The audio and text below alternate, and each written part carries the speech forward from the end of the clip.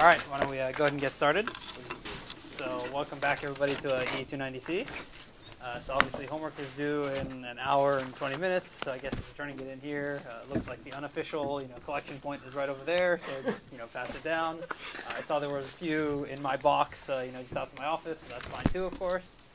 I guess any really, really last-minute questions on either that or lecture material or anything? Yeah, what's the answer to number? So last time we were talking about basically timing and sort of related issues with clocking. We talked a bit about kind of what are the different types of timing that we could run into. And then we basically finished almost all of that. There was just kind of the last part about clock distribution, which I wanted to just briefly mention. We'll actually have a lecture a little bit later on that'll go into a lot more detail on that. But basically maybe just a sort of a quick reminder for everybody. We talked about kind of having clock and data recovery systems and why that was somewhat advantageous from the standpoint of eliminating deterministic errors as well as allowing you to have different crystals on different boards. We then also talked a bit about sort of the implications of that in terms of how you have to have buffers in order to deal with the frequency offsets. And then we finally sort of just made a note about what's the difference between really a serial link and a parallel link. So again, the last thing I just wanted to sort of briefly mention there was that I've mostly been talking about sort of, let's say, system issues in terms of just how clocking works, period. But there's actually a lot of, let's say, just physical issues in terms of getting really the clocks that you want, and in particular, getting them to have very low jitter. Because you can imagine if you've got some, let's say, big chip, I don't know, let's say, as an example, a microprocessor or something like that. You've got all the links kind of distributed on one side over there. Well, this side over here could easily be order 10 to even about, I don't know, 15 or maybe even 20 millimeters on a side or so. Okay? So if you think about that, I probably don't want to have like 10 different crystal references out on the board for all of my links. So that means that, okay, there's probably just one little crystal coming in somewhere off on the chip, maybe on the bottom side of the chip. So of course that means that either you have to sort of take that reference clock and distribute it out over, to all of these different links, and then locally have them generate the higher frequency clocks in some way. So as an example, the PLL or something like that.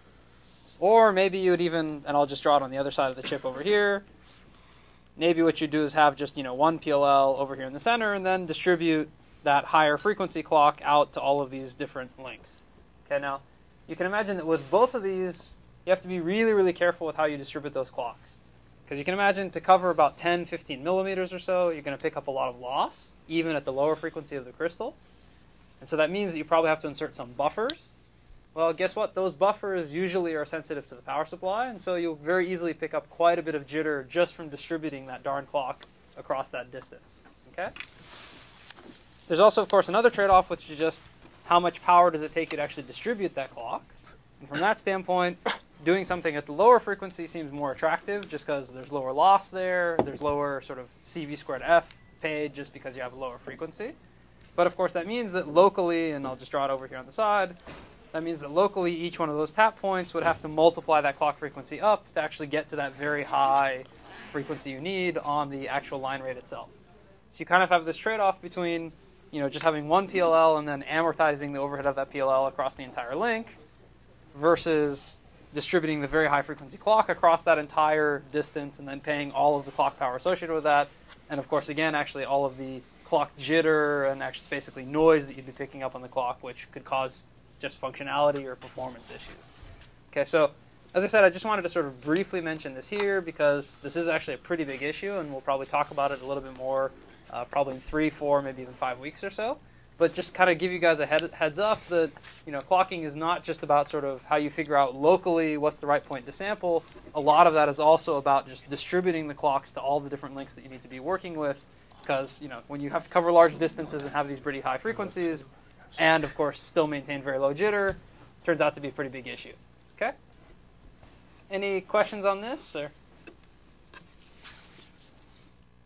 Okay, great. Like I said, we'll spend a lot more time on that a little bit later on, but I just kind of wanted to briefly mention that here because, again, it's a pretty big issue that you will definitely be dealing with at some point in your career.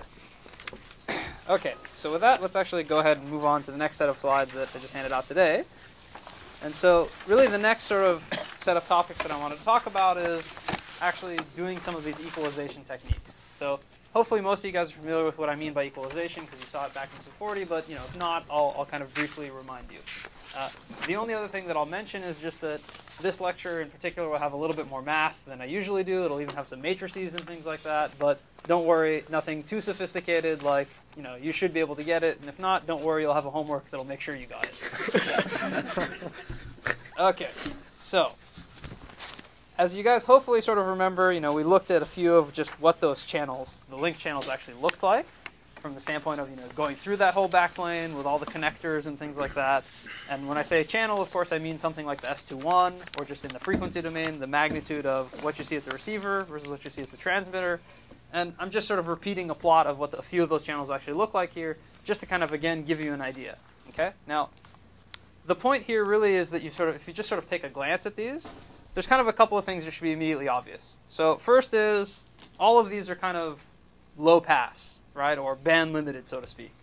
Meaning it doesn't look like you can go out to just any arbitrary old frequency because, the loss actually starts picking up pretty quickly. The other is, and we'll talk about this a little bit more later, for some of the channels you see these really, deep notches and ripples and things like that. Okay, so those in particular, there's certain frequencies that just, don't look good, right? Okay, so the point here really, of course, is that why do you care about this? Well, why you care is that if you have a band-limited channel, meaning you have a low pass or sometimes known as a dispersive channel, and that basically means that even if you take some very nice, clean, short transmitted pulse, that you had over at your transmitter that you built, and then you sent it down the channel, by the time you receive it on the channel, which is what this kind of green trace is showing you, it's going to be sort of spread out, right? And in particular, the way to see that, all of these like black dots here, those are sort of like what would be the voltage you'd get at the clock-spaced samples, or at the bit-spaced samples, okay? So what you can see is that even though you may be sent, from a bit standpoint, 0, 1, 0, by the time it arrives at the receiver, you have sort of, okay, 0 here, but some stuff over here, actually a pretty attenuated signal here, still some residual stuff here, and so on and so forth, okay? So the stuff that's really associated with just sort of the channel being low pass like that, or again with kind of the dispersion, that's kind of the stuff that's sort of just spreading the pulse out locally, okay? But as we talked about a lot, you're also going to get reflections, right? So there's just going to be points along that propagation path where the impedance isn't quite right, or you went through a connector or something like that. And what that'll usually show up as is these little sort of ripply things down here at some later time. Right? Those are basically reflections that took additional time to propagate down in the channel and then finally show up at the receiver. Okay, so fairly common type of link response here would be something where there's this dispersive sort of close-in kind of response. And then sometime later, there's these reflections that just kind of come in and cause a little bit of additional ripple or weird-looking behavior there. Okay? So hopefully, again, many of you guys remember this from 240, but why does all this matter? Well, the point is that, of course, if I take my nice, clean transmitted pulses at the transmitter over here, and then I pass them through a channel that looks like that, well, by the time they get to the receiver, very easily that distortion could make it so that you just actually don't receive the bits that you want to receive. Okay? So here I'm just sort of showing a simple example where I had a long string of zeros, and then all of a sudden I do a 1, a 0, a 1, and then another 0. Okay? So what you can see is that actually this green trace right here, that's kind of like the first sample associated with this first 1 right here. What you can see is that because I have so much loss in this channel, that first sample doesn't even actually get up to sort of my receiver's threshold. Right? If you kind of think about it, my receiver's threshold would have to be at about a half here. So that first sample, because the loss is so large, doesn't even actually make it all the way up there. Okay? So another way of saying that is that the so-called inter-symbol interference, or ISI, basically all of the ISI from the previous 0 bits has kind of added up and stopped this first sample from actually getting all the way above the threshold. Okay? The other thing you should notice is basically if you sort of look at this red is kind of the composite waveform, but in particular if you look at this sample point right here, notice that there's a very, very small difference between what you actually got right here on that first sample and what you get on this second sample. Even though, remember, what you transmitted was a 1, 0, 1, right? Doesn't look like very much of a 0 right here. It's kind of like totally shifted off, right? Well, it turns out that happened because basically this green pulse over here, something like 0.2 of the amplitude that you sent from that green pulse is still sticking around in the channel. Okay, and not only that, actually, there's 0.1 of amplitude from the pulse that will be coming, okay, from that blue one, which is also kind of pushing this guy up over here. Okay?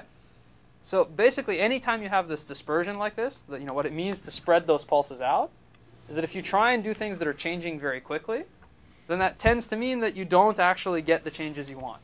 Okay? You actually see things that are kind of smeared out and look very flat, even though you were trying to change them quickly. Okay? So of course, again, the point is that you care about this because you can see in this particular example, I've actually made the ISI so bad that I will completely not receive the bits at all. Right? All three of these would be decoded as 0, even though they're supposed to be 1s. Yeah? I'm just wondering, can you actually do those communication people have been doing for this ISI problem? Like OFDM, you actually just switch to the frequency domain. Can you actually do that? Okay, great question. So the question was, can you switch to something like OFDM, which stands for orthogonal frequency division multiplexing? Okay, so we're going to talk about actually a lot of communication stuff that people are indeed doing on links. Turns out if you look at most chip-to-chip IOs, they are not using anything like OFDM.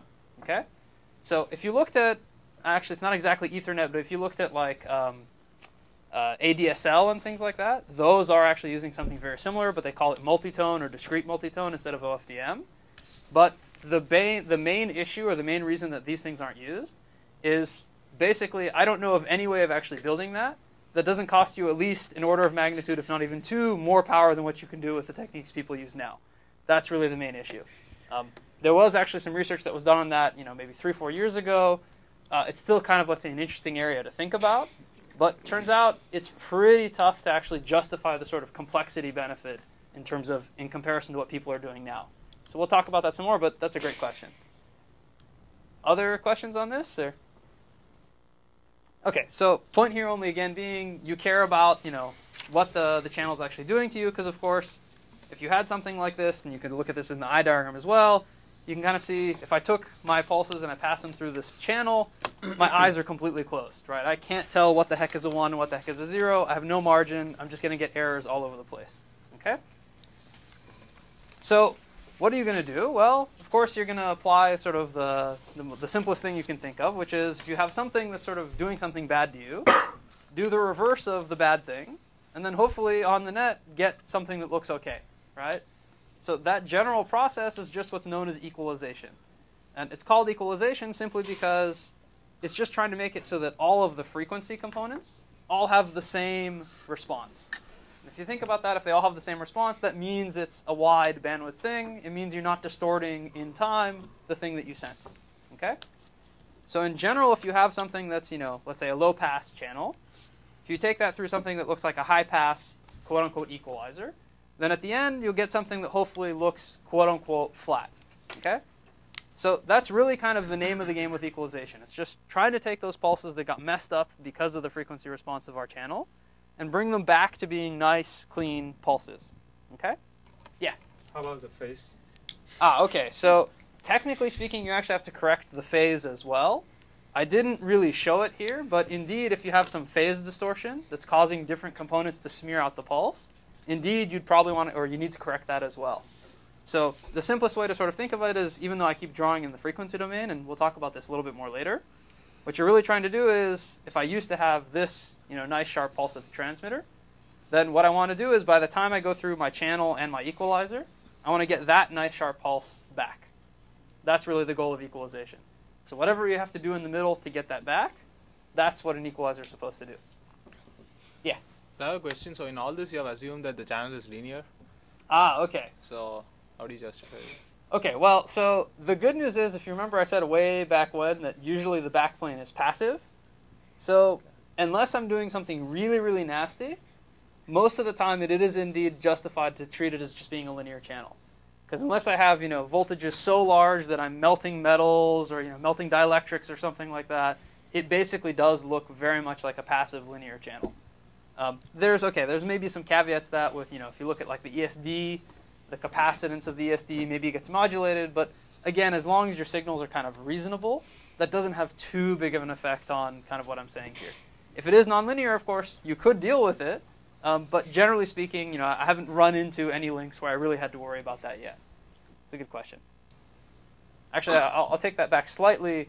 Usually if it's nonlinear, it's the circuits you built that are causing it to be nonlinear and not, not the channel itself that's nonlinear. And we'll maybe talk about that a little bit later. There are some reasons why maybe you would intentionally make it nonlinear. In fact, we'll talk about that even a little bit today. But for all intents and purposes, just think of it as being linear for now. It's a good question. Other questions on this? Or? Okay, so just to sort of maybe set the stage a little bit, equalization is by no means a new topic. Okay, this has been around for a very, very long time. If you sort of notice, there's this patent here from about 1941, which was actually filed in about 1939, which was invented by a guy, some of you guys may have heard of, Bode, right? So this was actually for telephone systems, right? Because basically you had these long cables people were stringing trying to get across the United States, and of course, cable has loss, just like we talked about. So even way back then, they sort of said, well, okay, I still want to hear everybody's voice.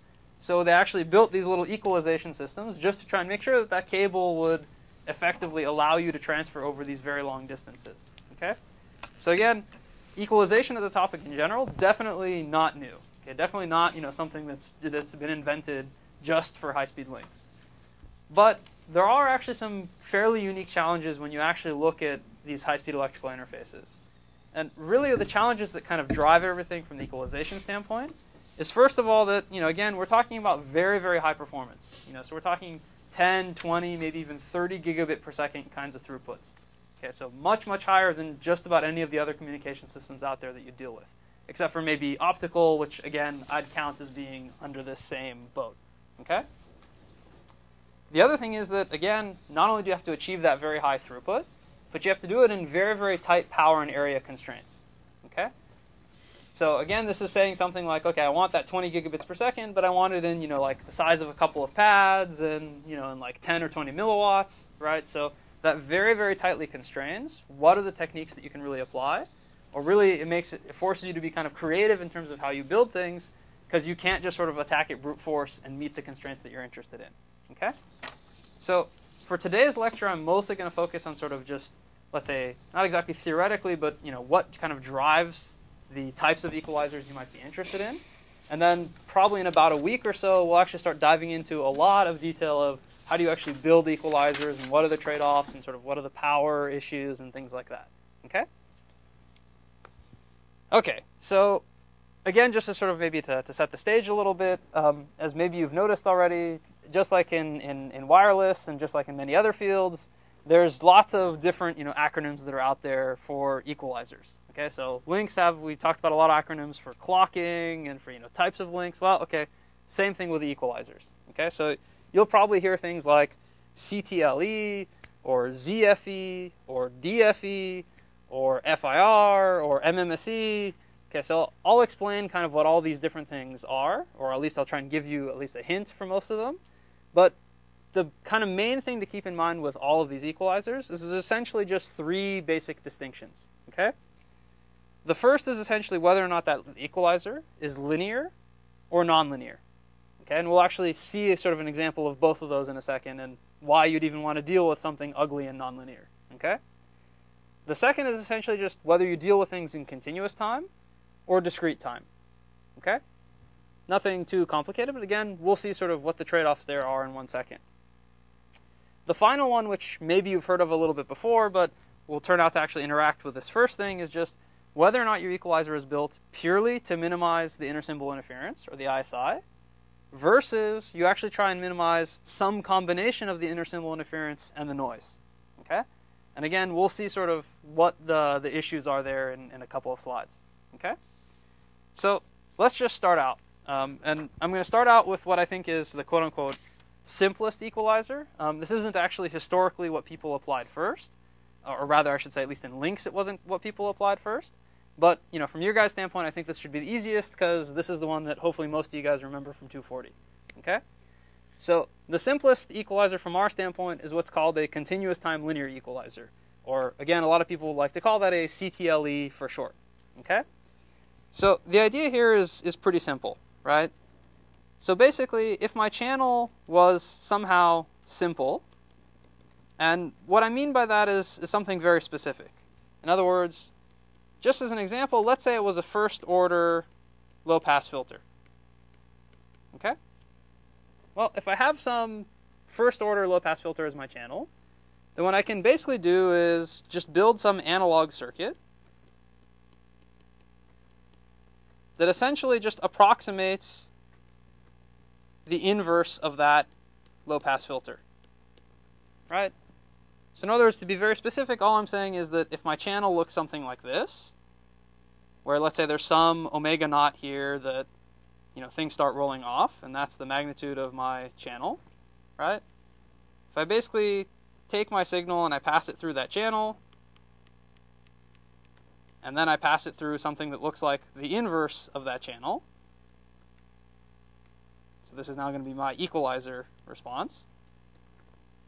Of course, and that's going to look something like this, where again, this is that omega naught.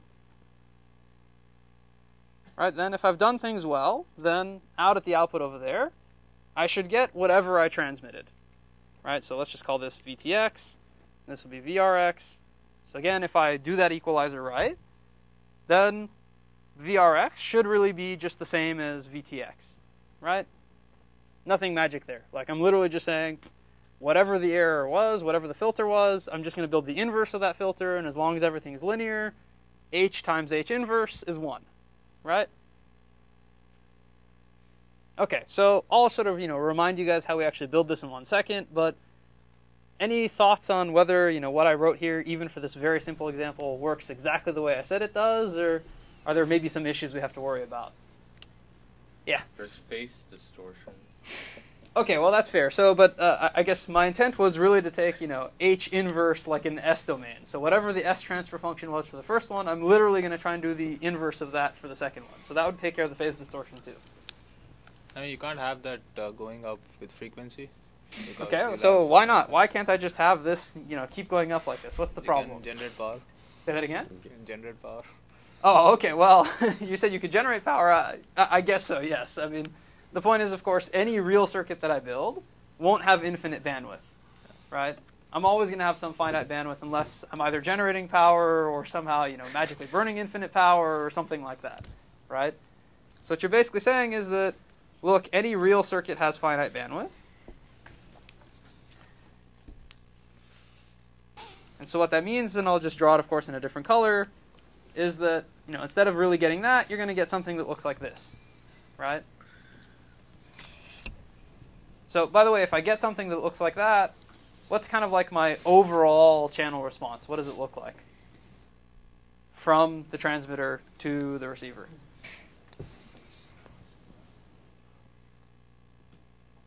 Not a trick question, by the way. Then we all pass something. Well, I'm saying if I include this blue behavior here, the fact that I actually have some finite bandwidth. Low pass with a notch. Well, if I do things right, then it'll basically just be low pass. Right? It'll be low pass pretty much up to whatever that frequency is right there.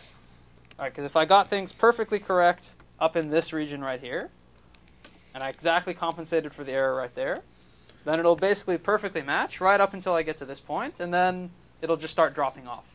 Right? Okay, so roughly speaking, where do you think, since you're building the circuit, where do you think you want to put this? Roughly speaking. 5 times the clock. Say that again? 5 times the clock. Oh, okay, so you said 5 times the clock. Remember, I'm working at about 20 gigabits per second. So that's, depending upon how you count it, somewhere between 50 and 100 gigahertz. Which if you can do that, in low power, great, we should talk. Should be half the bitrate. Yeah, okay, so somewhere between half to about 2/3 of the bit rate is where you typically put it. But basically, it's directly related to the bit rate. And it's usually on the order of, as you said, half to maybe 2/3 of the bit rate. Okay, and that's, if you're interested in where that number exactly comes from, you should come talk. But ballpark, that's where it is usually. Okay. Okay, so that's actually, from the high-level standpoint, really all that's sort of important in terms of continuous time linear equalizers. I'll just mention sort of briefly, or maybe remind you guys briefly how you actually build them. Again, I'm hoping that most of you guys looked at this quite a bit in 240. So if you don't remember, then you can always go back and sort of take a look at the videos there.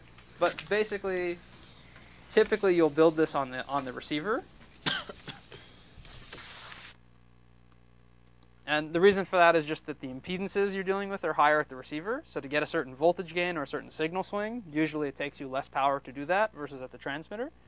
And again, this, just sort of as a reminder, there's lots and lots of different ways you can do it. But one of the most common ones just looks something like the following. So what you basically do is just degenerate some differential pair. Let's call that VI plus, VI minus, VO minus, VO plus. Right, so the idea here being, of course, that at low frequencies, the gain is degenerated by that resistor. So you have less gain than you might have otherwise had. Whereas at high frequencies, this capacitor basically kicks in and shorts the two sources together, which gives you higher gain at higher frequencies. Which, if you remember, we were trying to build a high-pass filter, or maybe you can call it even a band-pass filter. That's exactly what we were interested in here. Okay? So again, lots and lots of different ways you can build these equalizers, but this is kind of the most common one, or hopefully one that you've seen a couple times before in 240. Okay? So this indeed actually works reasonably well, but there's a few, let's say, issues that you get into when you really start looking at, let's say, realistic channels. So what do you guys think are some of the issues you might face in terms of doing this with realistic link channels? Any thoughts? Yeah. The pole location, 0 location's fixed. Ah, okay. So you said the 0 location is fixed, which would mean that if I'm working on a bunch of different channels, I kind of have a problem because I can't really tune it. But actually that one, okay, maybe it's a little bit annoying, but it can probably be fixed by sort of tuning the components inside of there. There's another question about how you tune it. We'll maybe talk about that a little bit later, but that you can potentially fix. There's actually a couple more issues. What else do you guys think? Yeah. You can only get a 20 dB per decade increase. I mean, if it's like more than that. Okay, well, so you said you can only get 20 dB per decade. The issue I'm getting at is actually closely related to that. But what if I said, no, fine, really, I want you to do more than 20 dB per decade? What do you have to do? How do you get more than 20 dB per decade sort of slope out of the Add one more. One more zero. Okay, you said you could add another one, Yeah. right? So indeed, you could, and just because I'm lazy, I'm not going to redraw the whole thing. I'll put a box around this. Indeed, you could take that and build another one like this. That's certainly true. Is that okay, or can we keep doing this, or what? Well, it just basically kills gain at low frequencies, so you add a bunch of noise. Ah, okay. So you said something about noise. That is actually definitely very true. We're going to talk a lot more about that later. Right, so you said if I keep having to do boosts like this, then noise is definitely going to be an issue, and that's certainly true. We'll talk a lot more about that. Anything else in terms of just, let's say, how many of these stages do you think you can cascade, or what's maybe the annoyance with that? Power. Okay, yeah, there's certainly some power issues. We're not going to talk too much about the implementation, but that's certainly an issue. Let me maybe give you guys a hint. And actually, you know what? I won't even draw it. I'll just go back to these pictures right here. What does this channel look like? Does it look like a first order low pass? Or actually, well, okay, there's actually 4 channels there, but do all 4 of them look like first order low pass? They don't, right? This is an example, even with the one that kind of looks low pass, there's all these like weird Ripley junk on it, right? So if you wanted to build an analog circuit that was the inverse of that, how many poles and zeros would you need? Lots. Yeah, a lot. I don't know, but a lot, right? Even worse than that, if you had some deep notch like this, right? Now you have to really build some very funky analog circuit, which, by the way, the Q of that notch might even be higher than the Q of, what you can get with your on-chip components. Okay? So, it's, basically what the kind of the meta point there is that these linear equalizers are very nice as long as you have sort of a simple channel response. But if the channel response starts getting more complicated, again, just as an example, let's say it looks something like that, starts getting a lot trickier to actually implement that equalizer. Okay, so indeed you could just start cascading a bunch of stages and playing with poles and zeros and doing feedbacks and all kinds of stuff like that, but at some point it just gets painful. Okay? So that kind of brings me to the next, let's say, type of equalizer, which is basically just a linear finite impulse response filter. Okay, so what I've done now is I'm going to be switching from the continuous time domain to the sampled domain. Okay, so I'm just going to first draw what an FIR filter looks like just to remind everybody. And then I'll maybe sort of see if you guys can figure out why an FIR filter might actually have some advantages relative to the continuous time linear equalizer, given the specific issues that we mentioned a second ago. Okay? So with an FIR filter, and again, I'm hoping this is kind of a review for everybody, but just in case, I'll quickly draw it. What you're basically doing is, again, you're working in the discrete time domain. And what you're going to do is you're just going to take delayed samples of the data, weight them by different coefficients, and then add each one of those samples together. Okay, so something that looks kind of like this. And of course, you can keep on extending this to more coefficients like that. Okay, so just from a terminology standpoint, since I'll probably say it and may forget to define it later, each one of these sort of coefficients is usually referred to as a tap. Okay, because it's kind of like a tap off of this delay line. Okay, so this would be, for example, a 3-tap FIR filter. Okay? So now, and I'll talk a little bit more, sort of where or how you'd implement this in 1 second. But let's assume that you can implement this one way or another. What's potentially advantageous about doing the equalizer this way versus trying to build it out of a sort of circuit that looks something like this? Any thoughts? You have more flexibility and you can easily make it adaptive channel or. Yeah, that's basically it. It's basically more flexible in the sense that, right, each one of those taps has an independent coefficient, right? So that just means that it's slightly more flexible, or it's perhaps even a lot more flexible depending upon how many taps you have, of course, in terms of trying to create these weird-looking shapes. Okay? Because basically by sort of futzing with a combination of these 3 taps, you can create some shape that looks very strange versus what you could do with kind of a straightforward, like continuous time filter like we had in the previous example. Okay, that's really actually kind of the biggest differentiation there. Okay? The other sort of thing to point out there is that this is usually done at the transmitter. Okay? Anybody know why it is that you usually do this at the transmitter, and not you? Yeah. Also, you don't need like an ADC. It's probably easier to. Okay, so you said no ADC. That is true, although that's probably not, let's say, the fundamental reason. I mean, that is true, but You can easily delay it by using flops. ah, there we go. It's actually the delay that's the biggest trick. Okay, so it just turns out digital delay is a lot easier than analog. Okay, and in particular, digital delay, or rather, if you build delays with digital gates, you can do that without noise. If you do it with analog, it's kind of a pain in the ass. Okay, so Igor is right. It does actually save you an ADC. Although, by the way, you could actually build this on the receiver with an analog circuit too. It's just, if you do it with an analog circuit, then you can't actually use the digital delay. Okay, and then you do need an ADC, and there's some other issues with that. Again, we'll talk some more about the real circuit stuff. For this lecture, I mostly want to focus on kind of the high level, what are the trade-offs there. But for this, it really is that digital delays are nicer than analog delays, which is why you tend to put this at the transmitter. Okay? So if you kind of look at what this sort of ends up looking like, if I really was to build this sort of FIR filter on the transmitter, the way you typically will do it looks something kind of like this. And again, we'll talk a lot about this more later on. What you kind of do is you take whatever your transmitter used to be, and you kind of split it up into little smaller chunks. Okay? And then what you do is you feed the inputs to your transmitter of each of those chunks from essentially delayed versions of the digital data. Okay, so an example, each of these boxes is just meant to be a flip-flop. So this is kind of like just the shift register, right? So as an example, if this is like let's say my main data that I'm sending, then all of the stuff after here, those would all be like delayed things that in terms of the taps. Okay, so these things would be sort of trying to equalize the response of the channel.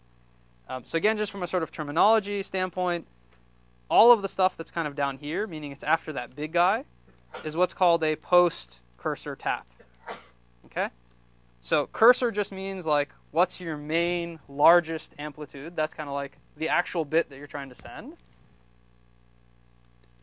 Everything that's actually, everything that's essentially before that, for example, that guy, is called a precursor. Okay, so pre and post is just referring to relative to what's the biggest amplitude that you have. Okay? So just to kind of give you an example of how something like this would work, let's say that this red trace here was what you had from the original channel response. and you wanted to equalize that, well, it turns out for this particular response, what you might do is have something like this black pulse that's being transmitted here. Okay, and notice this black pulse would be kind of a pain in the butt to build in an analog circuit. I mean, it could be done, but, you know, doing it exactly to control these levels and things like that would be kind of annoying. Okay? So what you can see is this particular thing has one precursor, and that's helping to kind of kill that initial slow rise, right? Then it has this main tap, and then it has a big postcursor whose job is just to really bring that whole thing down so that you don't have a lot of residual energy left afterwards. Okay? So again, what you can see is if you've done this right, then you can now see sort of a nice, clean bit being received at the receiver. Okay? Make sense to everybody? Or? Okay, so now's where we come into sort of one of the other, let's say, question about what type of equalizer this is. And in particular, to get there, it's sort of useful to walk through just how would you actually set the coefficients for some equalizer like this? Because as I said, you know, the whole reason we went to this FIR is it is a lot more flexible. But unfortunately, it being a lot more flexible also means it's a lot more of a pain in the butt to figure out what the right sort of thing to do there actually is. Okay? So, you know, just as a warning, this is where I'm going to be starting to do some math in a second. So, you know, just pay attention. You'll be doing some writing of math. But again, I promise it won't be too bad. Okay? So if I want to figure out how to set those coefficients, let's just first assume that I know what the channel actually is doing to me. Okay? We'll talk, again, maybe in a couple of weeks or so about how you'd really figure out what the channel is, how you'd estimate the channel. But for now, let's assume we know what it is. So the most basic approach to sort of setting these equalizer coefficients is to do what's called zero forcing. Okay? This is also referred to as a ZFE, so zero forcing equalizer. So the basic idea is very simple. Let's say I had some channel response that I started out with. What a ZFE is going to try and do is just force it to look like a perfect single bit. Okay? So in other words, it's going to try and zero out all of the ISI. Okay? So again, keep that in mind because I'm going to be starting to do some sort of derivations in a second. But if you keep in mind that that's kind of our goal, then hopefully the math won't be actually too bad. Okay? So let's see sort of, you know, if we can come up with a simple formulation that tells us how is it that we should be setting the coefficients in that equalizer. Okay? So to do that, I just want to sort of draw a quick block diagram to remind everybody what it is that we're talking about here.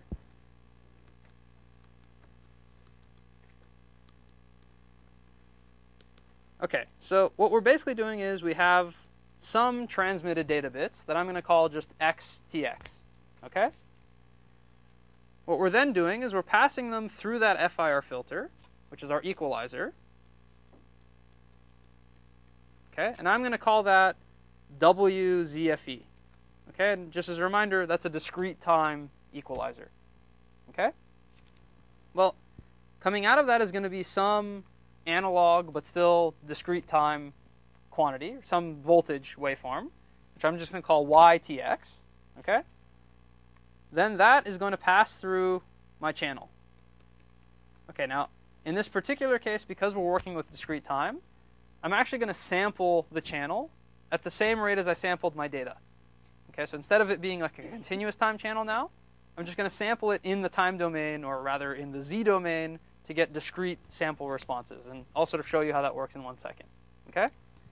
So of course, coming out of that, I'm just going to call this ZRX. So this is like the analog received voltage. Okay? Is this everybody with me so far? Okay, so first things first, in terms of the channel, the thing to remember is, you know, when we drew these block diagrams kind of with linear systems and things like that, whenever we have these arrows kind of going through this way, what we're really implying is that whatever this response is being convolved with whatever's going into it, right? So in other words, if I want to know what ZRX actually is, then what I have to do is I have to take the time domain responses in the channel, which I'm just going to call H channel with a lowercase. And again, I'll sort of show you how I'm going to deal with this in 1 second. And I'm going to be convolving those with whatever my transmitted waveform was. Okay?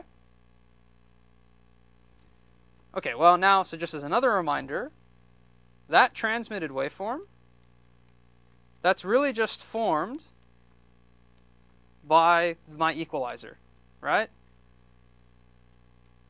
and that equalizer would have some number of taps in it. Let's say n taps. Okay? So let's just do an example. Let's say that I have a 3-tap equalizer. Okay? So what I'm going to do now is I'm going to switch to writing things in sort of vector notation, because as you'll see in a second, it's really convenient to use vector and matrix notation to then figure out what are the sort of optimal settings that I should be using. Okay? So for that 3-tap equalizer, let me call this WZFE. I'm just going to say that that's just some vector with 3 entries, with, let's say, W0, W1, and W2. Okay? So each one of those is just the coefficients that I drew, over here in that original picture. Right? So W0 is just the coefficient of the thing that comes straight out. W1 is with 1 delay. W2 is with 2 delays. Okay? So the other thing I should mention here is that I'm basically assuming that, remember, since my whole goal is just to make it so that if I took 1 bit over here, I get 1 bit over there, I'm sort of intrinsically assuming that the data that I'm sending is just 1 bit.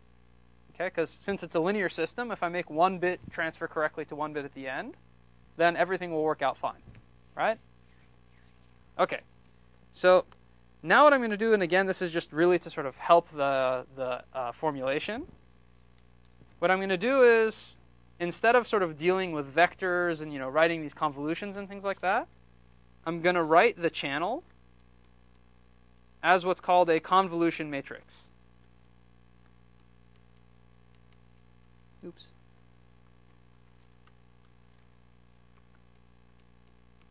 Okay, so fancy word, but doesn't, it's actually not that complicated. All this really means is the following. So if I looked at my channel response in the sampled time domain, right, what you can imagine is that I'm going to have something that looks sort of like this. Right, so I'm going to have some, let's say, initial magnitude at the first sample, some other magnitude at the second sample, some other magnitude at the third sample, and so on and so forth. Okay? So for this particular example, I'm just going to assume that everything after those 3 is 0. Okay? Just because I want to use a small example to make my life easy. Okay? So what I'm going to do is I'm going to use this to form a matrix that would tell me if I took this transmitted vector and passed it through the channel, what would the output look like versus time? Okay, so kind of the way to think of this is that this dimension here is kind of implicitly representing sample time. Okay? So I'm just going to call this capital H channel. And just to give you an idea of sort of what that looks like in this specific example. So what I'm basically doing is I'm just going to take the channel response. But since I'm doing this convolution, I have to sort of shift it by 1 position each time. Okay? So as an example, for the next bit position, I have to do that. Okay, then for the next one, I have to do that. Okay, and then if, of course, I just fill in the zeros in the places that are left, then I end up with something that looks like this. Okay? So, just in case you're maybe sort of confused, the reason why this ended up as being 5 by 3 is just that this 3 over here, that's just how long my equalizer is. And the 5 is just related to, I have 3 sort of responses or 3 taps that I'm keeping in the channel. And these extra 2 are because I have to convolve it with something that has a length of 3. Okay? So in other words, this sort of dimension here is always the number of taps in my channel plus the number of taps in my equalizer minus 1. Okay? And again, trying this on an example makes things usually much more clear than just hearing me say it. Okay? So everybody comfortable with this, or? So the sampling rate here is my bit rate. So in other words, if I'm signaling at 10 gigabits per second, I'm sampling at 10 gigasamples per second. Okay. Does that make sense, or? Yeah. But is that enough to represent the channel well enough? Ah, okay. So that's a great question. We're actually going to talk about that a little bit more later. From the standpoint of the data, that's sufficient to get the Nyquist frequency of the data. Okay, because the data, if I have 10 gigabits per second, the fastest the data could be doing is 5 gigahertz. Because it would be 10, 10, 10, right? So from the standpoint of the data, it is sufficient for Nyquist. But we'll see in 1 second, it's not quite sufficient for some other things that we may care about. Yeah, so can you have a precursor for the channel? Sure, absolutely. So I just didn't put it here, but you can indeed have a precursor. And I'll sort of point out in 1 second the implications of that in terms of the formulation. Okay? But you can indeed have a precursor. Everybody with me? Or? Okay, great. So now that I have that formulation, now we can actually start talking about, how would you figure out what the right value is for the tap, or for the coefficients. Okay? So again, just as a reminder, I'm going to redraw the block diagram over here just so that everybody remembers what we're dealing with. So we have our equalizer, which again I called WZFE. That's the transmitted pulses coming out of that. Then we have our channel response. And finally, the received analog voltage. Okay? So remember, the whole goal with building this equalizer was that we wanted that received analog voltage to kind of be a perfect bit.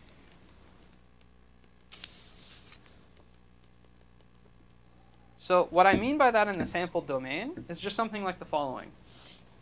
So if I was to look at my desired voltage at the receiver, of course, versus just the sample number, where I transmitted a single bit at the transmitter, then I want at the receiver just something that looks like that. Right? So in other words, it has that one bit that I sent in some position and 0 everywhere else. Okay? Now, this is where we get into the discussion about what you had asked about with the precursor. So you should notice here that I didn't necessarily place this at the 0 position. Okay? I could basically say that I want my desired thing to show up 2 symbols later, or 10 symbols later, or 5 symbols later. Okay, so what you have to be careful with there is that has to deal with 2 things. It has to deal with just what's the delay of the channel itself, A, and B, what's the delay that you're quote-unquote inserting in your equalizer because you have precursors. Okay? So just, again, be careful with that because it's a source of sort of great confusion. If you don't place the desired thing in the right spot, your equalizer won't be doing exactly what you thought it was. Okay? So notice this desired thing, you have to sort of insert the zeros in the right spot to actually get it to behave the right way. Okay? So what I'm really sort of saying by this, again, to just sort of go back to my specific example, what I'm basically saying is that my Z desired, just as an example, would be like this. Okay? Here I didn't allow any delay in the channel, but that's okay. The channel, in my particular case, didn't have any delay. Okay, and so notice I used actually 5 entries here. That was just the same dimension that I had in my channel matrix. Okay? My convolution matrix there. Okay, so now we sort of get to really the meat of it. So using kind of the things that I formulated already, what is it that I kind of ideally want to be true? What's kind of the equation that I want to be true? What do I want to be equal to what? Anybody have any thoughts? Heard somebody say something. YTX multiplied by HCH should be ZTX or ZRX.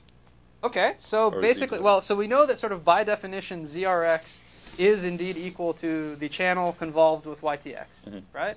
But what we really ideally want is we want it so that that ideal desired received symbol, which I've called Z desired here, should be equal to, as you said, that channel basically applied to, and let me just write it this way, to YTX, which remember YTX is really just whatever my equalizer coefficients were, right? Because remember what I'm transmitting is just a single bit on the transmitter, right? So when a single bit goes to the transmitter, or a single 1, if you looked at the output, first it would be W0, then it would be W1, then it would be W2, right? Which again is just WZFE. Okay? So what we're basically saying is that ideally speaking, we want this desired single perfect bit to be equal to that channel matrix times the equalizer coefficients. Why it's channel times coefficient, not coefficient times channel? Because here I did transmit preemphasis instead of receive equalization. If I did receive equalization, then you have it the other way. By the way, the thing to remember with matrices and block diagrams, unfortunately with block diagrams, if the arrows are pointing to the right, then when you write the equations, you have to start at the right and work your way left. Okay, just that's unfortunately how things turn out, but it doesn't matter too much. Okay. Is times the transmitted waveform, right? Right. So I'm assuming here that the transmit waveform basically looks something like this, but it's just potentially shifted earlier in time. Okay. Does this make sense? Or okay. So now here's, let's say, the $1 million question. Am I done? Can I solve this equation? You have 3 unknowns, but you have 5 equations. Ah, there we go. So now we maybe have Shiv was $1 better than me when I first looked at these things. He basically said you actually have 3 unknowns, but 5 equations. Okay, so the way to see that is, remember that H channel there, it has 5 rows, right? And 3 columns. And similarly, that WZFE only has 3 rows, right? And what we're basically saying is that we want that to be equal to something with 5 rows. Okay, so if you kind of remember your basic matrices, what this is kind of saying is, you take the 3 entries here, you multiply it by the 3 there, that gives you 1 equation. Take the 3 on the next row down, multiply them that gives you another equation, and so on and so forth. So indeed, you have 5 equations and only 3 unknowns. Okay, so in general, tough luck. You can't actually directly make this to be true. Okay? So now maybe somebody who remembers linear algebra or one of these things. So since you can't do this, what do you do? Least square. Yeah, exactly. You do least squares, right? You just do some sort of least squares fit. Okay, so what I mean by that, for those of you guys who haven't seen this in a while, is, again, since you can't set equal,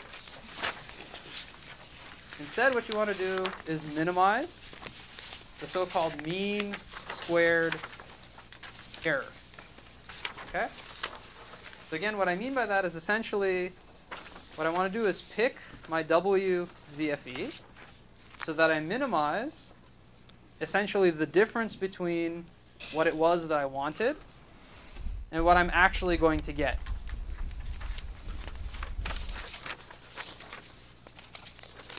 Okay? And when I say minimize the difference, what I mean is in the mean squared sense. All right, so each one of these entries, I basically take the difference and square it, and then I add it to all of the other entries doing the same thing. Okay? Does this make sense to everybody? Or? Okay, so now, just as, kind of a reminder, I'm not going to walk through the derivation. It's not that actually bad, but it's just essentially simple linear algebra. The result, if you do that actual optimization, which again is just coming from least squares fitting in linear algebra, is the following. The coefficients that you'd want to use are equal to the following slightly annoying and complicated, but not too bad. And there's a transpose there. Inverse times. Okay, so that's it. Okay, so again, looks slightly complicated, but all this thing is saying is this H transpose, and by the way, transpose just means you flip all the rows and columns. Okay? So you take this matrix, which is H transpose times H, you invert it, you multiply it by H, and then I missed the transpose there. You multiply it by H transpose, and then you multiply that by your desired signal. Okay? So now, by the way, just in case you don't believe me, and maybe you should do this as a homework exercise, the dimensions do indeed work out. Okay, so this thing here is a 3 by 3 matrix. Okay, that there, if I include the transpose, of course, is a 3 by 5 matrix. This is a 1 by 3, actually 3 by 1 vector. Okay. Is that 5 by 1? No. Oh, I'm sorry. Good. You guys are paying attention. 5 by 1 vector. Okay. And then this, of course, is a 3 by 1 vector. Question. Yeah. So the one in the middle there is always invertible? So yes, it is always invertible, because notice when I do H transpose times H, by definition that's invertible. Okay? Because essentially, anyway, it's linear algebra. Again, if you want, we can go through in more detail, but that is by definition always invertible. Okay? Yeah. How do you choose the number of taps in their file? That's up to you. So I've said nothing about what that is. You have to arbitrarily choose it right now. So you're just saying if it's long enough, you actually can solve the equations. Okay. Well, so it depends on what exactly the channel looks like, right? So, but you are right that there are cases where you can directly solve for it, right? So there are channels with some number of coefficients where you could just directly solve what are the coefficients that perfectly invert that channel. Now, if you'll sort of notice, and I'll just go back to this picture right here. If you'll notice, there's a lot of these little suckers, right? Sure. So, yeah, you could maybe build a 20 or 40 tap, and okay, that is actually potentially possible, but generally speaking, people don't do that. Only because, it costs you power, costs you complexity, and so on and so forth. And then, of course, the question is, how much does that really buy you at the end of the day from a performance standpoint? I think there was 2 more questions. Okay, same thing. Same thing. Okay.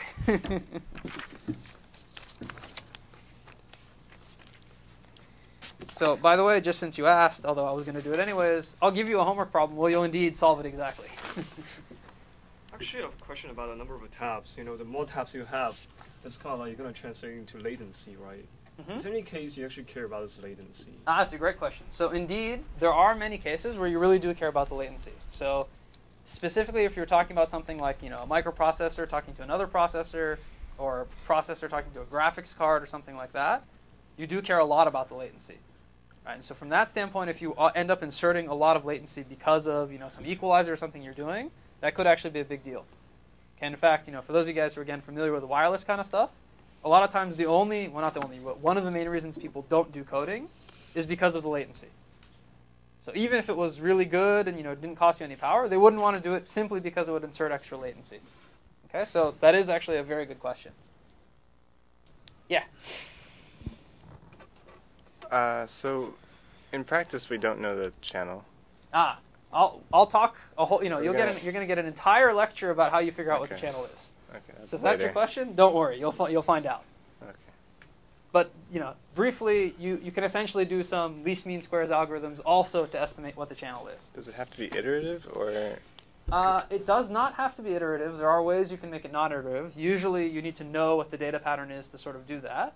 But most of them are indeed sort of iterative types of algorithms, or rather, they look a lot like feedback loops, so to speak. And again, we'll see exactly what those are in a couple of weeks. A small question, but for the desired, maybe the third element should be 1, right, in this case? Oh, it depends. So in this particular example that I came up with, I made it so that I wanted a symbol delay of 0, and so I left it at that first one. But if I wanted to change what the sort of number of precursors versus number of postcursors, I could have flipped it around. Yeah, but when you're defining this H channel, actually you 0-pad it for the first, second row and fifth, fourth rows. Yeah, but so notice the first thing that's going to come out is H0, right? And if H0 is my main bit, then the channel delay is 0. Right? So if I put a 1 right here, then the very first thing that will come out will be H0. Okay. I guess for equalizing on the transmitter, then time is relative to the transmitter?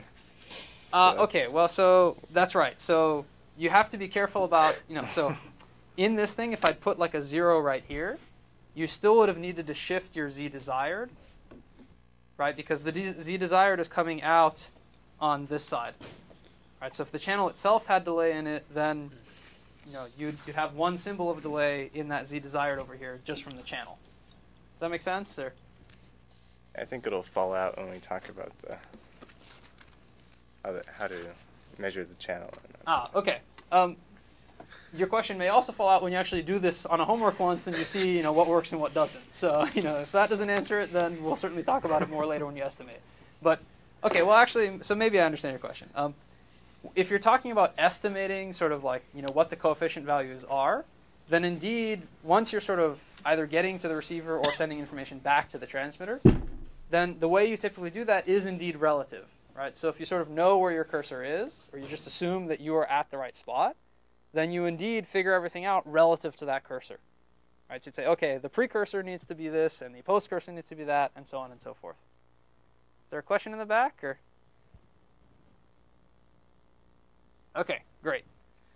So now that we got through most of the math, then we can actually now sort of come back and take another sort of intuitive look at this. Okay? So the first thing I should mention is that if you just went, you plug this into MATLAB, which again you will do, in general you can't actually take that result sort of directly. Okay? And the reason for that is the following. What this will really do is it'll literally take whatever loss there was in the channel and try and compensate for it. Right? So in other words, if you had like 20 dB of loss, this thing will try and put 20 dB of effectively gain so that you still get, if you had a 1 volt at the input, that you have 1 volt at the output. Okay? Well, as you can probably imagine, there's actually a maximum signal swing that you'd like to put out of your transmitter. Right? So that means that what you have to do is you have to make sure that the maximum signal you transmit, including all of the equalization stuff, is still fixed. And then what you can only do is sort of scale things underneath that, right? So in particular, what that usually means is that if you looked at sort of what happened with this black, that was my transmitted pre-emphasized waveform. If you compare the magnitude of this green pulse to that red pulse, which was the unequalized thing, notice after equalization, the amplitude I get is smaller, right? Because basically if I kept the peaks the same as I used to have, then in order to do that equalization, my only choice is to make things smaller, right? To say it another way, I'm kind of, in order to emphasize the high frequency stuff, I have to de-emphasize the low frequency stuff. Okay, and by the way, sometimes when you put it on the transmitter, people will call it either pre-emphasis or pre-de-emphasis or something like that. Okay? Does that make sense to people? Or okay, so as we said, if I keep the same peak signal swing, then my received amplitude is smaller. Now here's the question. Is that a problem? Is that a big deal, or who cares? Depends on how much your amplitude got decreased by. Right? Okay, yeah, so you're saying it depends on how much your amplitude got decreased by. So let's say it got decreased by, I don't know, 40 dB, 20 dB. What would be the issue? What would start hurting? Yeah, your SNR, basically your noise, right? So the real fundamental issue, which we hinted at a little bit earlier, is just that if you actually look at what your transmitter is doing, your transmit FIR filter, if this was my unequalized response and I wanted to flatten this thing out all the way to 2.5 gigahertz, kind of my only choice is just to knock everything down to the worst case loss, right? So that means that I'm literally just throwing away a bunch of signal, okay? If I take a smaller signal and I feed it into my receiver, then of course that smaller signal relative to the noise will have worse SNR, right? So this is actually fundamental to doing equalization, at least with doing linear equalization. Okay, and so it's so fundamental that people sort of have a term for it. It's called noise enhancement. Okay, so anytime you do equalization, you're always going to be enhancing the noise relative to your signal. At least, sorry, anytime you do linear equalization. Okay? More so on the transmitter, right? Okay, so I was hoping somebody would ask that. Turns out it's totally equivalent. Doesn't matter which side you do it on, you're going to have that problem. And the way to think about that is just the following. Right? So let's say that I put the equalizer on the receiver. Right? Well, guess what? This will be now my WZFE. Right? That's my receiver. That's my comparator. But remember, that thing had gain. So you're applying gain to the noise. Right? So in the transmitter, you're applying attenuation to the signal. On the receiver, you're applying gain to the noise. But it's completely equivalent. Are we making some assumptions about where the noise is coming from? Or? Okay, so good. So you guys are circuits guides, so that's good. So usually when you talk to the comm people, they just sort of assume this is, the fundamental thermal noise that's out there in the world of you transmitting a wireless signal. Okay, which, by the way, even here exists, because you've got a 50 ohm term at the end of your line, right? And that has some fundamental noise in it. So you're absolutely right that when you really build this, that's going to have its own noise contribution. And if that noise completely swamps all of this junk out, then, then it's kind of a different issue, right? But this is indeed sort of something to keep track of because, if you really optimize the link, then pretty quickly you'll start hitting cases where either this noise matters or even in fact what's inside of the ZFE will matter. And even from that standpoint, when you do the equalization internally, that also has some penalty from a noise standpoint. Okay, so that's actually a great question. When you talk to the comm guys, they're really focusing on sort of, that KT noise floor. Okay, that's really what they're mostly focusing on. But the same idea actually also applies to even if you build it with a real circuit. And by the way, even if you're not talking about real fundamental noise. Sometimes people will tell you that something like this looks bad simply because essentially you'd be amplifying things like crosstalk more, right? Because you're sort of doing a high-pass filter, and the crosstalk might be high frequency, so you might be amplifying that. Other questions? Or okay, so kind of the key point here is that, again, you are going to be doing this noise enhancement, and as you can maybe guess from kind of the picture here, this is a particularly big issue in a channel that has a big notch in it, right? Because if you've got a big notch, then when you do the equalizer, your only choice is to knock your signal down all the way to the bottom of that notch there, okay? At least if you really wanted to fully compensate for it. Okay, so that's pretty bad news. So the quote-unquote good news is there is kind of another way you can do linear equalization that doesn't quite have as bad of a penalty from a noise standpoint. Okay, so what this is called is MMSE, okay, or it stands for minimum mean squared either error or equalizer. Okay, so the idea here conceptually is actually very simple. It's just saying, look, before all we did was we said we wanted to take this thing that looked like that and force it to be 0 everywhere else. Well, nobody said that that's the best solution, right? Nobody said that you should just completely ignore the noise and force all the ISI to be 0. So what this new equalizer, or this MMSE, is essentially doing is it's just going to say, why don't you find the right balance between the noise and the ISI? Okay, so in other words, why don't you minimize the overall mean squared error, including the fact that there's actually noise in the channel? Okay? Oh, so just so that you guys sort of have it, I'm not going to drive this because it's a little bit annoying, but it's actually not, you can do it. It's not too bad. If you wanted the MMSE equalizer, then instead what you will get is something that looks like the following. So actually, it turns out the only place I'm going to make a modification is inside of that matrix that we're going to invert. And I'm just not going to write the full thing. I'm just going to call it H now, because again, I'm lazy.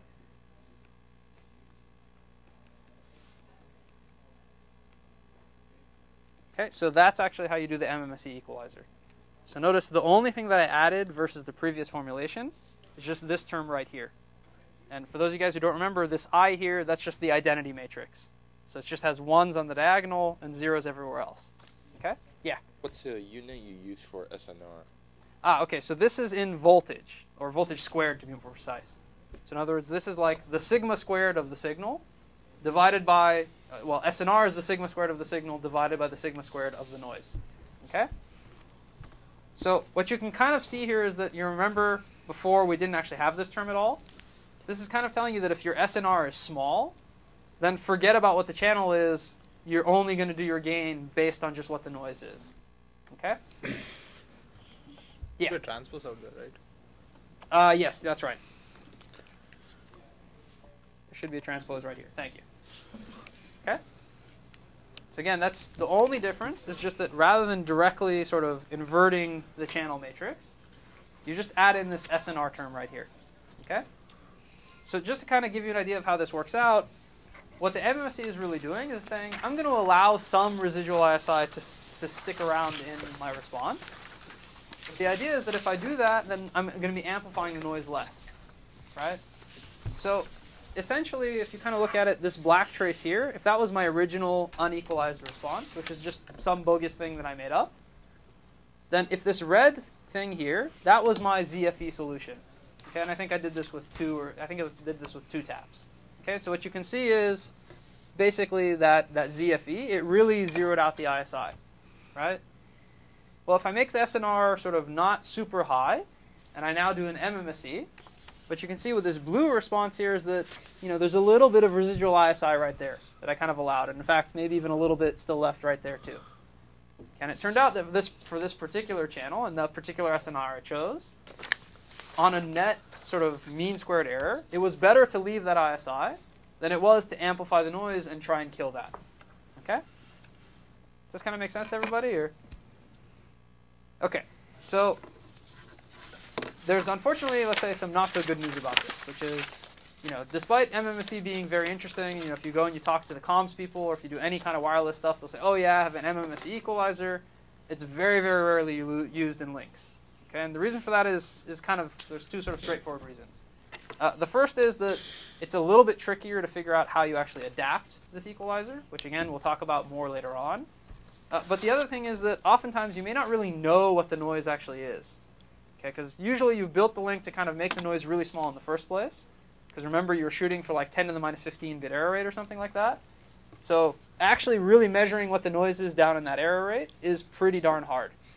Okay, so again, not that this is impossible, but typically not used, anywhere near as often as sort of these zero forcing solutions. Okay? Yeah.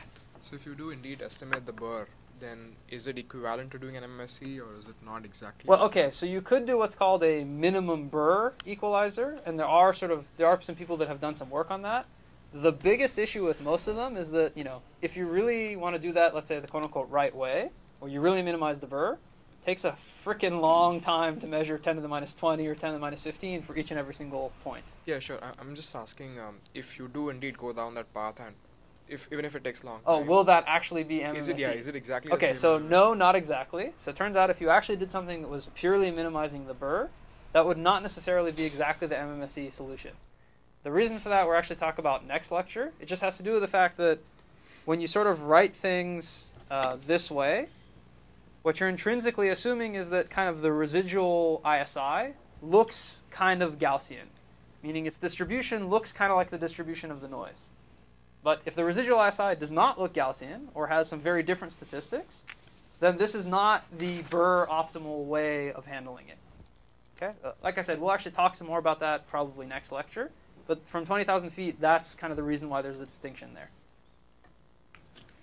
Other questions on this? Or? Okay. Oops. So, I talked about MMSE. I said that, that's nice, but unfortunately we can't really use it all that much. There is, however, a piece of good news, which is there's another way of getting around this noise enhancement problem that is actually used and is actually very applicable. Okay? So the key kind of insight to getting to that, this final type of equalizer we're going to talk about, is just to realize that, if I look at my pulse response here, right? Let's say that I really got something like this. And let's say that somehow or another, I actually detected this bit correctly.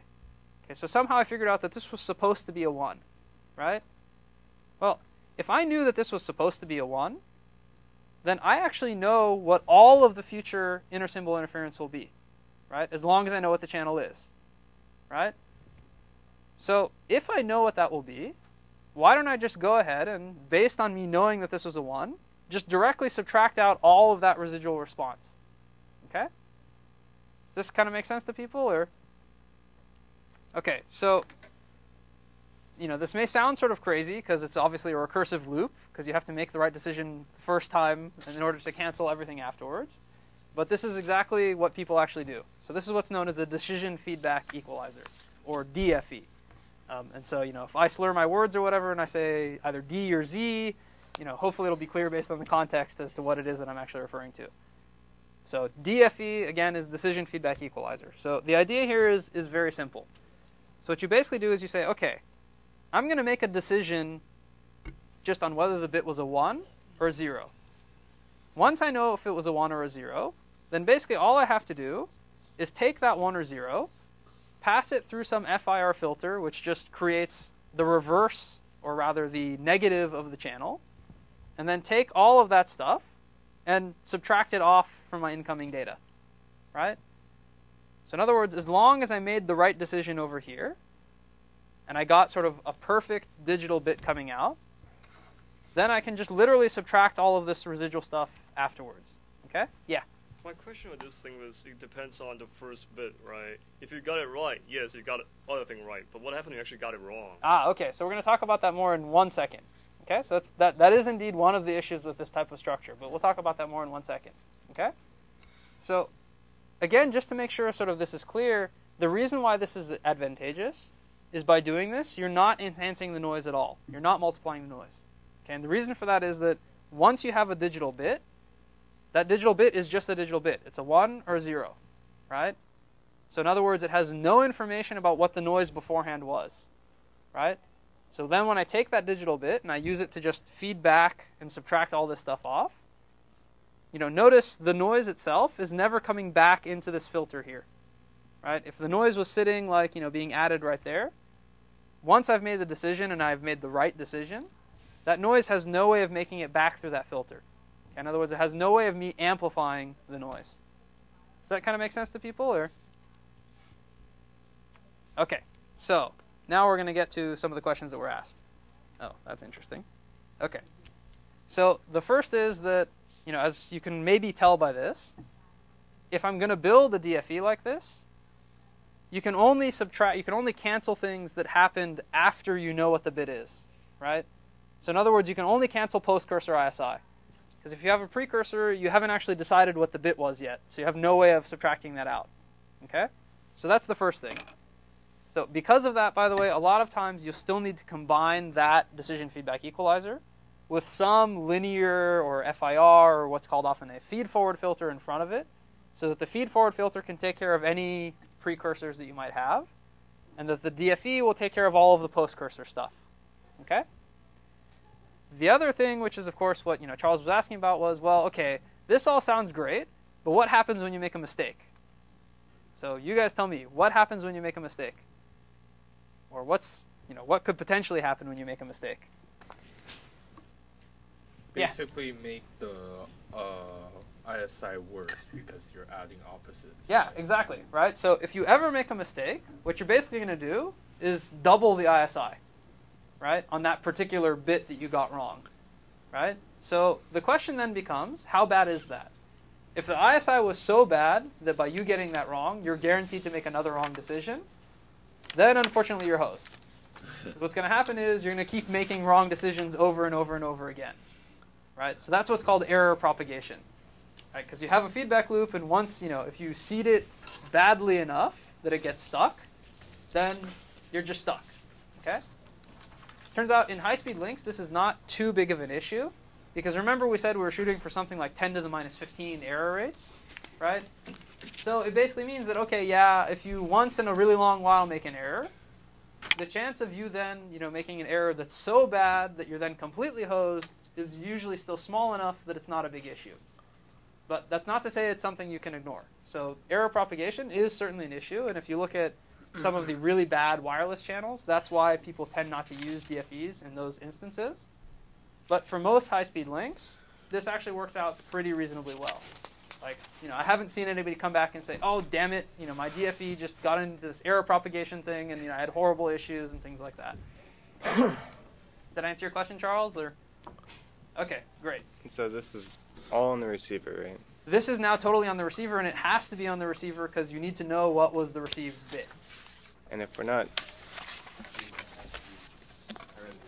then these need to be sort of analog. Yep. So stuff, right? That's maybe leading to what I'm about to say here, which is, remember we said we want to run these things at, let's say, 10 gigabits per second to, let's say, 20 gigabits per second? Well, if you want to do that, and you want to build a structure that looks like this, then that basically means that you have to do all of the following in at most 1 bit time. Okay, and by the way, UI just stands for unit interval. That means 1 bit time. I'm just using that here because it's shorter to write. Okay, so you have to do all the following things in 1 bit time. You have to decide what the bit was in the first place, which remember usually involves regenerating a small signal, right? You have to feed that back through some multiplier, meaning you have to scale the bit by some coefficient. Then you have to get that onto some analog node and settle that analog thing out, all before you make it back to the comparator. Okay? So again, as an example, if you're going to do this at 20 gigabits per second, you have less than 50 picoseconds to do all 3 of those things. Okay? Now, by the way, people usually really focus on that first tap, because that is indeed the hardest one. But you have a similar constraint everywhere else, right? Because off of this flop, you, of course, have to get out, settle the analog node. Off of here, again, get out, settle the analog node, and so on and so forth. Okay, but indeed, that very first tap there is usually the toughest one to actually make happen. Okay, and actually, for a really long time, people sort of avoided doing this simply because they couldn't figure out how to really close that loop there. Okay, so we'll actually talk about, let's say, a lot of the more recent advancements that people have made. This is now actually a fairly common technique. There's a lot of tricks you can apply to, in fact, even get it to work up at these 20 plus gigabit per second kind of data rates. Okay, even actually in sort of a current technology. Yeah? Can you skip one of the taps and just care of that in the linear equalizer? Just Okay, like it so is in there's Beaker? actually lots of combinations that people have come up with. So indeed, what some of the people did initially was they said, well, darn it, I can't close this loop. So instead what I'll do is I'll just skip that tap and somehow try and deal with it some other way. It turns out that particularly in high-speed links, that didn't work out so well for the following reason. And actually, I guess this one shows it too. So if you've got a dispersive channel, turns out you tend to have a lot of junk right next to you. Right? And in particular, that first post cursor tends to be pretty darn big. So a lot of times, if you did that, you kind of lost a lot of the advantage of doing the DFE in the first place.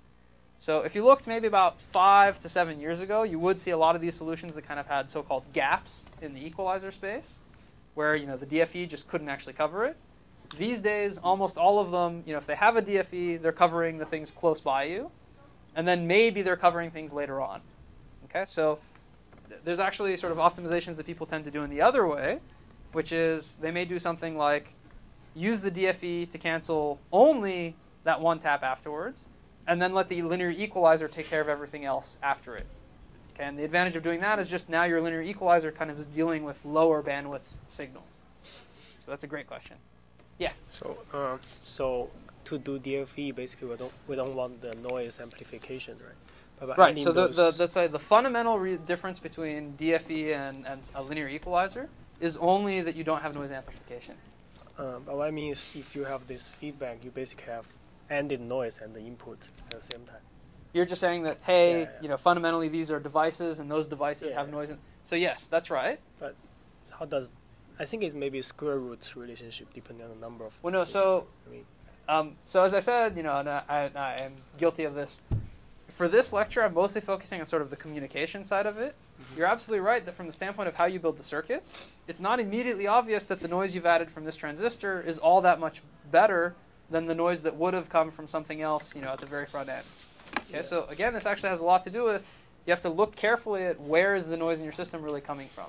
But you can imagine that if indeed I have some, linear equalizer or something with gain in front of you, then if you've done kind of a good job with the chain, usually your noise will be dominated by the front end stages and not by this later stage here. It's not universally true, but generally speaking, that's the case. So I was thinking about maybe there's a limit on the number of taps you can use, such that it's still beneficial over. Okay. So you were saying that maybe there's a limit on the number of taps we can actually use. We'll talk actually a lot more about that when we talk about how we really build these. But indeed, there's some implementation issues related to how you'd actually build this. So I think we're actually out of time for today, so we'll finish this up next week, and then we'll move on from that point. So see you guys then.